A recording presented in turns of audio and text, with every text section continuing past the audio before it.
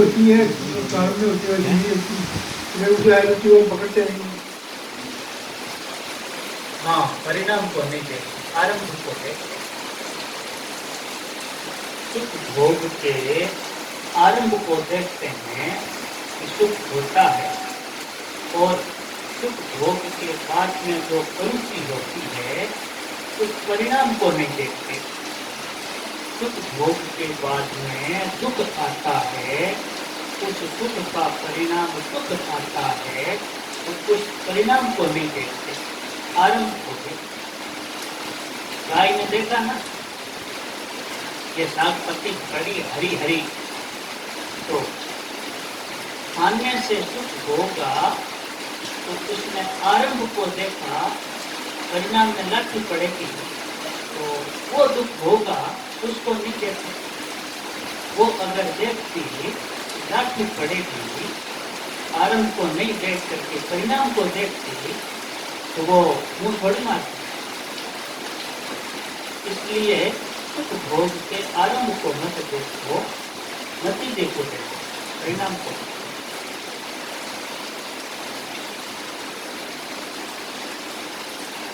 परिणाम को नहीं देखते तभी वो आसक्ति रहती। अगर परिणाम को देखते, ये जो सुख भोग है ये सुख ही है, उसको दुख ही समझते, तो आसक्ति क्यों होती? दुख आसक्ति होती है क्या? दुख में आसक्ति बिल्कुल से होती ही नहीं। तो दुख में आसक्ति नहीं होती है, वो दुख ही है, लेकिन हम उसको सुख समझ करके चाहते हैं। हमारी इसमें आसक्ति होती है, क्यों होती है? हम परिणाम को नहीं देखते।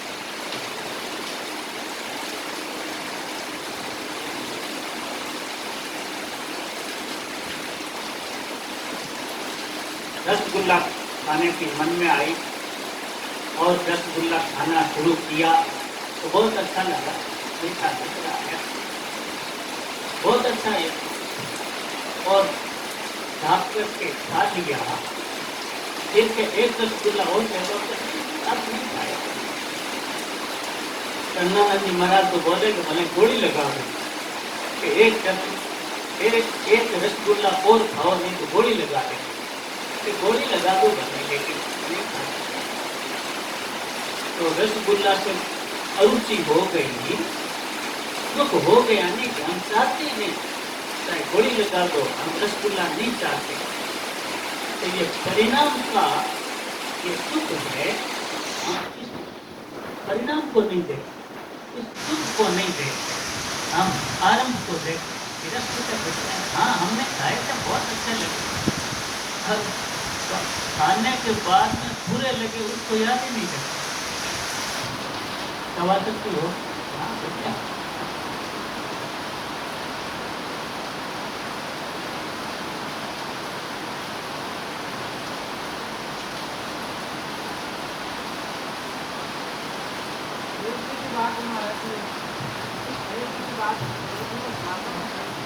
अच्छा,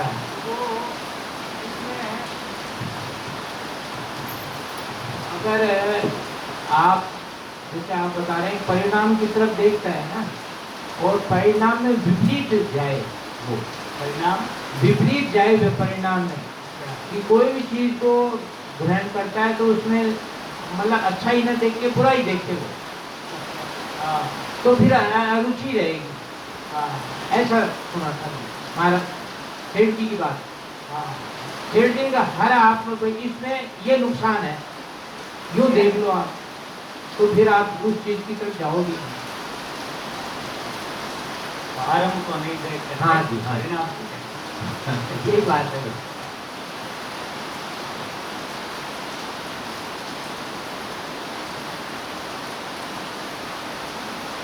अब उठकर जाना अच्छा लगता है, बहुत देर हो गई, लेकिन बरसात हो रही है तो भीग जाएंगे।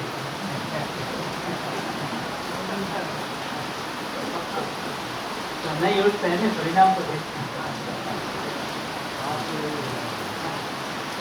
आज तो बोले सत्संग लंबा चले, वही लोगों को महसूस नहीं होगी कि यहाँ बैठा रहना पड़ेगा, सत्संग महाराज कर जाएंगे तो बैठा रहना पड़ेगा, इसके अच्छा महाराज बोलते रहे।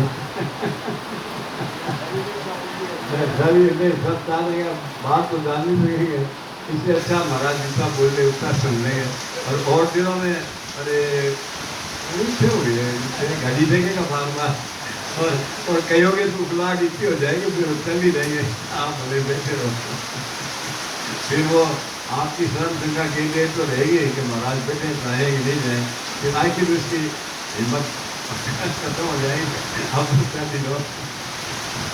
तो ये होता है, बढ़िया उदाहरण दिया आपने कि भगवान जबरदस्ती सत्संग कराते हैं। हाँ, जबरदस्ती सत्संग करा। और महाराज आप भी समझ गए कि आप क्या बोल रहे हो लगातार, आप भी ताली बोलते, तो आप भी समझ गए बरसात की आवाज़ भी आज तेज है, बरसात और कई देर से हो रही है, तो लगातार लोगों को बरसात समझ में आ रही है कि बरसात है, कहाँ जाएंगे। तो अब ये जबरदस्ती भगवान सत्संग करा रहे एक विवेक करता है। सत्संग से बड़ा बहुत बड़ा लाभ होता है, इसलिए एक आपको बातें लिखा जाए।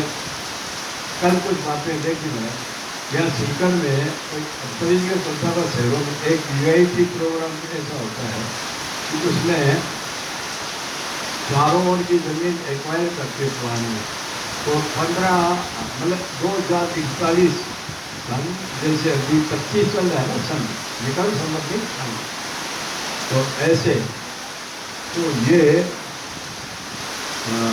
अभी है 25 और 41 का गवर्नमेंट पहले सोचती है कि आगे डेवलप होगा, ये शहर बड़ा होगा, तो इसकी योजनाएं बनाए पहले। तो उसमें क्या इतनी ज़मीन अपने को चाहिए कि क्या इतनी ज़मीन तो अपने यहाँ बगीचा बनना है, या हॉस्पिटल बनेगा, या मार्केट बनेगा, ऐसे करके फिर उसके जो प्लान में अब मुझे प्लान करके नगर परिषद सीकर में काम किया। मेरे को पता ही नहीं कि वो 24 जुलाई को आपत्तियाँ लेते हैं कि आपको कोई आपत्ति, और इतनी ज़मीन आ रही है कि लोगों में खेती के बहुत ज़्यादा ज़मीन थी, उसमें लोगों ने प्लाट खरीद रखे थे कि इसकी कीमत बढ़ेगी। अब मुझे पता नहीं, अभी कुछ मेरे को इतनी जानकारी भी नहीं रहती, अभी मेरे को कुछ जानकारी मिली कुछ ही कई वो तो इतना बड़ा प्लान है कि लोगों की बहुत बेरोजगारी है, और उसमें अच्छे अच्छे भी चलती भी है, जैसे कोई राजनेता है, कोई और जानकार, उसकी चलेगी नहीं, प्लान में आगे ना वो जमीन देंगे, और उसकी कीमत जो उन्होंने करोड़ों रुपये आग रखी है ना, तो ये जमीन मेरी बिकेगी, वो कौड़ी के भाव जाएगी और गवर्नमेंट को जमा के देनी पड़ेगी। अब जिनकी आशा थी कि मेरा ये प्लाट कितने रुपये या ज़मीन कितने करोड़ों की है या अरबों की है, और अब उस प्लान में कल मुझे पता चला कि नगर परिषद में प्लान बड़ा सा लग रहा, जाके देखो आपत्ति दे दो, अभी फाइनल तो नहीं है। अब लोग भट के आपत्तियाँ दे रहे, परेशान हो रहे। मेरे को कुछ लोगों ने मिले जो परिचित है, उन्होंने बताया कि हमारी तो अगर ये चलेगी तो हमें तो करोड़ों का नुकसान हो जाएगा और कईयों को लाखों का हो जाएगा। अब वो सोचिए और कितना, लेकिन एक सत्संग किया हुआ उस व्यक्ति ने एक बात फिर मेरे कोशिश तो करो, होगा धोखा नहीं, भगवान की कृपा होगी। मैंने एक और कहा कि भाई मैंने देखा है और अनुभव किया, अगर भगवान और संत ऐसी स्थिति में बचा देते हैं, चाहे कितना बड़ा प्लान हो, कितनी बड़ी गवर्नमेंट का हो, आपका लिखा होगा और बचना होगा तो बचा देंगे, और जाना होगा तो चला जाएगा। एक ने कही है बात, मेरे बहुत अच्छी है, महाराज जी की सुनी बात उसको याद रही कि पहले जैसा मन पहले गया रजत रस्सा का पाया न पाया, मुझे कोई बात नहीं हमारी, और मेरे आपके वो इतना सत्संग नहीं बनाया, सत्संग में से लगातार नहीं करना, पहले सुना बात तो मेरे असर पड़ा कि सत्संग किया हो, और दूसरे जो सत्संग नहीं किए ना उनके कलेजे अधिक काम रहे। कब 2041 होगा, वो आएगी नहीं आएगी तो छूटेगी, ऐसे कलेजा करे धक धक धक होने लग जाता है कि मेरा तो करोड़ों का नुकसान हो जाएगा, क्या करूँ, किससे कहूँ। तो ये सत्संग का प्रभाव ये है कि ठीक है हम कोशिश करते हैं, गंजब रस्सा मिलकर खाया नहीं खाया, तो महाराज जी बरसात तो हो ही है और लोग सुनने के मजबूर थे। एक लोग महाराज जी कहते थे दलशक्ति वाली बात को अगर आप उसकी समझे तो कहते हैं इसमें लोगों ने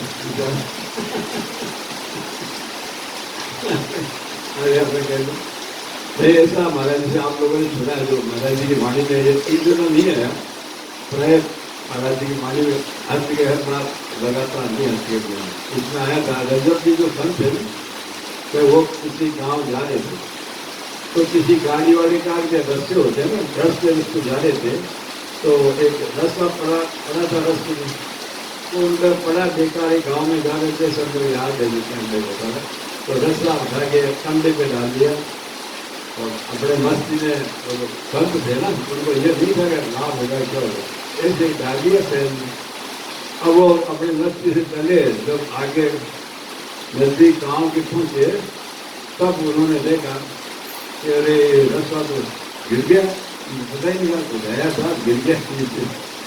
तो वहाँ संत थे, उनके विचार आया कि रज्जर पहला जैसा मन कर ले गया, रज्जा जैसा मूज का रसा था, मूज होती है उसको, जैसा मूज का पाया न पाया, मतलब तेरे भारी तेरे पास ये मूज का रसा तू चला था, तेरे को रस्ते में मिला, अब गिर गया तो तेरा क्या गया, तो ऐसे ये हाँ, तो मतलब पात्री क्या हुआ कि ऐसे हम सब जानते हैं कि हम जानने तो बात सुनते हैं कि क्या है, मन करने आए थे और जाएंगे, मन करने जाएंगे, रात में ये फिर रहेगी, लोग जला देंगे, हमारा मकान दुकान ये कुछ नहीं है, ये जानते हुए भी, ये जानते हैं सब, तो बताओ कौन नहीं जानता, सत्संग का बिना सत्संग नहीं जानता, देखता नहीं है, और रोज बात करते हैं, अरे वो अचानक चला गया, हार्ट अटैक हो गया, हमारा जी कहते हैं रोज में, तो आपका कौन सा खुला है, आपका हार्ट अटैक में कोई रुकावट है क्या? लेकिन सुनते हैं, बात तारीफ भी करते हैं, लेकिन जब काम पड़ता है ना, तो महाराज जी आज गाय वाले उदाहरण दें, तो गाय को पता है मालन लट उठा लिया है, लेकिन हरा हरा चारा आँख को झाड़ छोड़े, आँख में लट तो पड़ेगा ही। ऐसे हम जो सुख बोलती है वो हमारे नारायण नारायण सीताराम सीताराम।